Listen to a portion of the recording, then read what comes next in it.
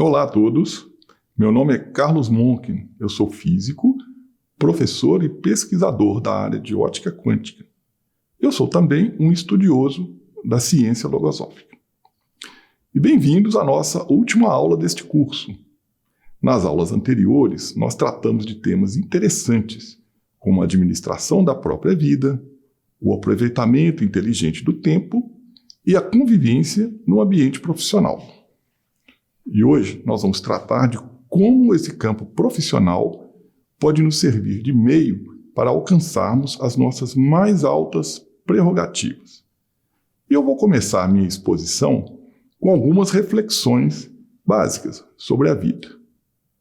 Seja qual for a profissão que exercemos, uma coisa é certa: ela está intimamente relacionada com a nossa vida, com as escolhas que fizemos e com o nosso futuro, não é mesmo? E todos nós desejamos uma vida melhor. Mas o que significa ter uma vida melhor? Para uns, significa ter saúde e mais dinheiro para satisfazer os seus desejos. A felicidade vem como consequência. Para outros, que já alcançaram uma situação econômica confortável, significa alcançar mais prestígio e mais reconhecimento. Por exemplo, como o maior profissional da área, coisas do gênero. E há ainda aqueles que dizem que sua vida se completará quando encontrarem o seu amor. O fato é que existem muitas outras respostas possíveis. Mas para experimentar a vida em seus mais profundos alcances, nós precisamos começar por ter uma noção de quais são as nossas máximas possibilidades, as nossas máximas prerrogativas. Mas isso só não basta também. Precisamos saber como proceder para alcançar essas possibilidades. E para entender a vida e essas possibilidades, nós precisamos entender primeiro o ser humano. Como? Onde nós vamos encontrar esse conhecimento sobre o ser humano? O estímulo para buscar um conhecimento que vai além do comum me acompanha desde muito jovem. Depois de andar por diversos caminhos, já quase desistindo, é que eu tomei contato com a logosofia. Eu senti, então, que estava diante de uma sabedoria diferente de tudo o que eu já tinha visto. Rapidamente, eu aprendi que o ser humano está longe de ser simplesmente um animal racional. A nossa constituição, ela se configura em 3 partes básicas: a biológica, a psíquica e a espiritual. A configuração biológica dispensa comentários, já que temos dela um conhecimento bastante detalhado, como atestam, por exemplo, a medicina, a biologia e a genética. Já a configuração psíquica, também chamada de alma, a semelhança da configuração biológica, ela é composta de sistemas, no caso, 3. São eles o sistema mental, o sistema sensível e o sistema instintivo. Cada um desses 3 sistemas tem a sua importância e a sua função na vida do homem. E, por fim, nós temos a configuração espiritual. É o espírito que nos impulsiona a indagar sobre a vida, sobre o universo, sobre Deus, e move a nossa vontade para ir em busca de respostas. É o espírito que liga o ser humano ao seu Criador de forma consciente. E ele é também o guardião dos nossos valores individuais. O espírito é muito importante, né? Mas antes de eu prosseguir, eu quero fazer uma observação importante também. Quando eu uso as palavras Deus, alma, espírito, universo, consciência, eu estou me referindo ao significado que eu aprendi que elas têm com a logosofia, não necessariamente o sentido comum delas, ok? E com esses poucos, mas muito importantes elementos, nós já podemos ter uma noção das nossas máximas possibilidades, que são conhecer o nosso próprio espírito e dar a ele a oportunidade de conduzir a nossa vida e, por fim, encontrar conscientemente com o próprio Criador. E isso vai muito além de qualquer desejo ou sonho da vida rotineira. São prerrogativas ilimitadas. E o que mais nós podemos querer? Mas essas possibilidades, elas não se realizam de uma hora para outra. É necessário percorrer um longo caminho e ir conquistando a cada passo valores que nos possibilitam dar o passo seguinte em direção a esse grande objetivo. O que se passa nos dias de hoje, infelizmente, é que o homem, o ser humano, está como que embriagado pelas sensações e possibilidades de realização tanto no campo físico quanto no intelectual, deixando tudo mais em segundo plano, às vezes até a própria vida. E esse é um terrível engano, cujos resultados se mostram com mais força a cada dia. Apesar de todo o progresso no campo material e intelectual, o que nós vemos é uma humanidade cada vez mais desorientada. É que a alma, que deveria ser o meio pelo qual o homem pode atingir suas mais altas prerrogativas, está em desequilíbrio, servindo a outros propósitos. Até mesmo o exercício da profissão, atividade tão nobre nas nossas vidas, pode perder o foco, se assumirmos posições de egoísmo e ambição. Nós podemos dizer que a vida da maioria dos seres hoje em dia é governada pelo instinto, e dito assim, parece um exagero, já que nosso comportamento é muito diferente daquele observado nos animais. É que nos primeiros tempos da humanidade, o sistema instintivo ele teve um papel importantíssimo para a sobrevivência da espécie. Hoje em dia, que nós já somos civilizados, o instinto humano, além de nos prover da energia necessária para enfrentarmos as lutas diárias, ele se manifesta de outras maneiras. Por exemplo, o instinto é responsável pelos estados emocionais destrutivos, como ódio, vingança, inveja, etc., erroneamente chamados de sentimentos negativos. Esses estados, tão comuns nos ambientes profissionais, eles devem ser entendidos como paixões do instinto. E além das características negativas ligadas à ação descontrolada do instinto, atuam em todos nós as chamadas deficiências psicológicas, resultado do funcionamento desequilibrado do sistema mental. E para entender melhor essa questão, precisamos nos deter um pouco mais no sistema mental do ser humano. Nele, atuam, por um lado, as faculdades da mente, como, por exemplo, a razão, a reflexão, a memória, a observação e a imaginação. Por outro lado, atuam os pensamentos, que são os agentes da psicologia. E isso quer dizer que nós agimos por meio dos pensamentos. E é fácil concluir daí que na nossa mente existe um sem número de pensamentos diferentes, que atendem aos mais variados propósitos. É verdade. O problema é que eles são autônomos, entram e saem da mente com a maior facilidade e podem adquirir tanta força na mente que costumam até dominá-la e comandar nossas atuações. Quem de nós nunca agiu de forma impensada, causando males a si mesmo e aos demais? Aí atuou a impulsividade, que é um pensamento deficiência. E muitas vezes, sob uma falsa impressão de confiança, comentamos com os demais certos propósitos, impressões e fatos que pertencem exclusivamente à nossa intimidade ou à intimidade de nossos conhecidos. É a indiscrição atuando, outro pensamento deficiência. Tanto a impulsividade quanto a indiscrição podem causar grandes males, sobretudo no campo profissional.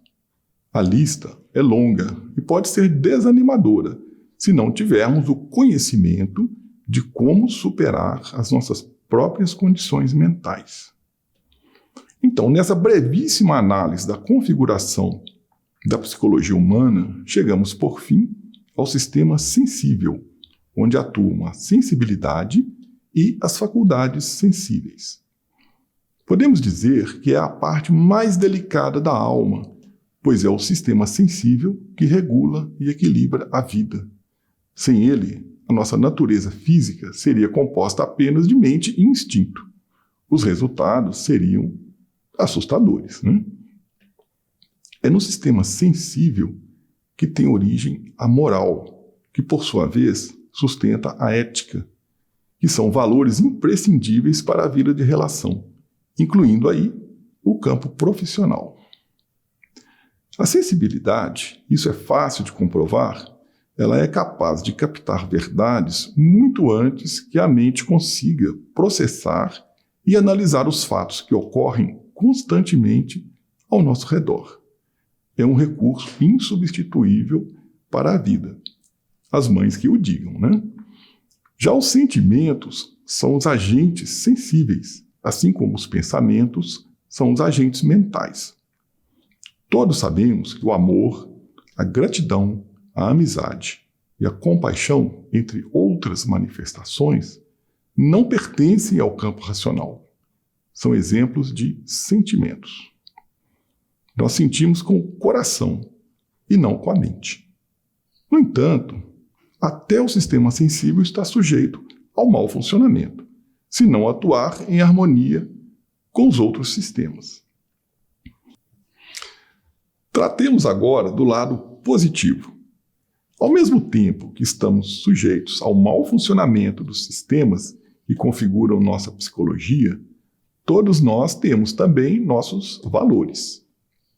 Além disso, dispomos de todos os recursos necessários para superar as condições que limitam as nossas possibilidades, a nossa vida.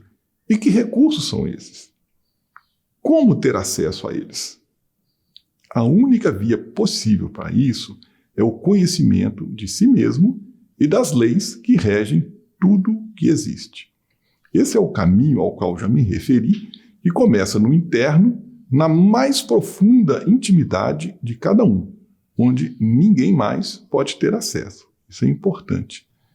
Cada passo firme e certo nesse caminho nos torna melhores e mais conscientes da nossa responsabilidade frente a nós mesmos e frente à humanidade. E é seguindo esse caminho que vamos formando a nossa consciência individual, constituída de conhecimentos ativos e também de grandes sentimentos, como o amor. Os conhecimentos ativos são aqueles que não apenas possuímos, mas que agimos de acordo com eles. E é exatamente essa consciência a que promove a integração do ser humano com o seu espírito, dando a ele as condições de governar a vida. E que oportunidades o campo profissional nos oferece para realizar propósitos tão grandes? Já tratamos de algumas nas aulas anteriores. Mas vejamos mais um pouco do que a logosofia tem a oferecer nesse sentido. O fato de tomarmos contato com o conhecimento sobre o ser humano ou sobre a vida não significa que já atuamos com ele acertadamente. É necessário exercitar, aplicar esse conhecimento, observar os resultados e corrigir os erros. E para isso é indispensável um campo experimental. A ciência e a tecnologia, elas avançam pela associação entre teoria e experimento. Assim também é com o conhecimento de si mesmo. E é aí que podemos descobrir no ambiente profissional um riquíssimo campo experimental. É no relacionamento com os colegas de profissão e no ambiente de trabalho que somos diariamente postos à prova, não é mesmo? Nesse ambiente, nós temos a oportunidade de cultivar amizades, aprender a lidar melhor com as incompreensões, dissipar impressões equivocadas, aprender a conciliar e conviver respeitosamente, mesmo em um ambiente competitivo. E o que mais o campo profissional nos oferece como oportunidade de nos conhecermos? Eis aqui um exemplo bem simples. Antes de apontar as faltas dos governantes, do chefe e dos demais como as únicas causas dos nossos problemas, busquemos em nós mesmos, em nossas atuações, em nossa psicologia, se não as causas mesmas, pelo menos a parte delas que nos corresponde, que sempre há. E para sermos melhores, nós precisamos organizar os nossos sistemas mental, sensível e colocar o sistema instintivo no seu devido lugar. A organização do sistema mental requer uma constante vigilância das nossas próprias atitudes, a fim de selecionar os pensamentos que podem atuar com mais eficiência em cada situação e descartar da mente aqueles que não nos trazem nenhum benefício. Não é fácil, mas é possível. Já a organização do sistema sensível requer que cultivemos constantemente os sentimentos, pois eles podem se enfraquecer com o tempo, se não receberem a devida atenção. Por fim, as reações do instinto, elas podem ser domadas, colocando sua energia a nosso serviço. É o equivalente a domar a fera que todos nós trazemos dentro de nós. Em síntese, o melhoramento individual, ele requer que adotemos uma ética, mais que uma ética profissional, uma ética superior, e que é sempre presidida pelo respeito a nós mesmos e aos demais. O respeito é uma atitude sensível das mais importantes para o ser humano. Adotar uma ética superior significa também assumir a responsabilidade de atuar de acordo com cada conhecimento adquirido. Querem ver um exemplo? A logosofia, ela ensina que a vida é um espelho, onde se reflete o que o ser pensa e faz, ou o que os pensamentos próprios ou alheios o levam a fazer. Eu, tendo consciência desse fato, uma atitude de responsabilidade frente à vida e frente à profissão que eu exerço é de não ser um transmissor de pensamentos que tendem a desagregar, gerar reações e desentendimentos. Em meu ambiente de trabalho, eu devo buscar ser uma pessoa respeitosa, conciliadora, ativa e colaboradora. Nenhuma dessas atitudes consome tempo, portanto, elas só ajudam, nunca prejudicam. Outro elemento importantíssimo para a vida, sobretudo no campo profissional, é a gratidão, que é outra atitude sensível e está fundamentada na correspondência. Nós devemos ser gratos aos momentos felizes que já vivemos, aos valores que encontramos em nós mesmos e ter consciência deles para preservá-los. Essa simples atitude nos protege contra os ímpetos das reações instintivas diante de eventuais desentendimentos com os semelhantes. Não é? Buscar a felicidade significa também manter vivas as recordações do bem que recebemos, quer seja de outros ou das nossas próprias conquistas. A felicidade funciona como uma espécie de reserva interna ou de escudo contra as investidas da incompreensão e da irracionalidade. Uma ética superior, ela impõe também que cada um busque fazer uma justa apreciação de si mesmo, de seus valores e de suas deficiências, a fim de não se crer superior ao que realmente é e não se crer superior aos demais. Quem se julga superior aos demais sempre quer ter razão e ser reconhecido. Esse é um ponto de discórdia muito comum no campo profissional, que compromete qualquer esforço de encontrar uma solução conjunta para os mais diversos problemas coletivos. Né? Ao contrário, quando uma justa apreciação de si mesmo e dos demais ela existe, a busca de um consenso é mais importante do que a embriaguez com o sucesso dos próprios argumentos. Com os conceitos e reflexões expostos brevemente aqui, nós podemos concluir que o campo profissional pode ser um valiosíssimo campo experimental para a vida do ser humano, proporcionando várias oportunidades ao mesmo tempo. Ganhar o próprio sustento, colaborar com o bem-estar dos semelhantes, promover a boa convivência e melhorar as próprias condições internas. Nossas possibilidades de evolução são praticamente ilimitadas desde que nos dediquemos a ela de modo determinado e constante, sem nunca esquecer o campo experimental. Melhorando nossas condições mentais, sensíveis e espirituais, estaremos ao mesmo tempo melhorando todos os setores de nossa vida, incluindo o campo profissional. Muito obrigado por me ouvir e até breve.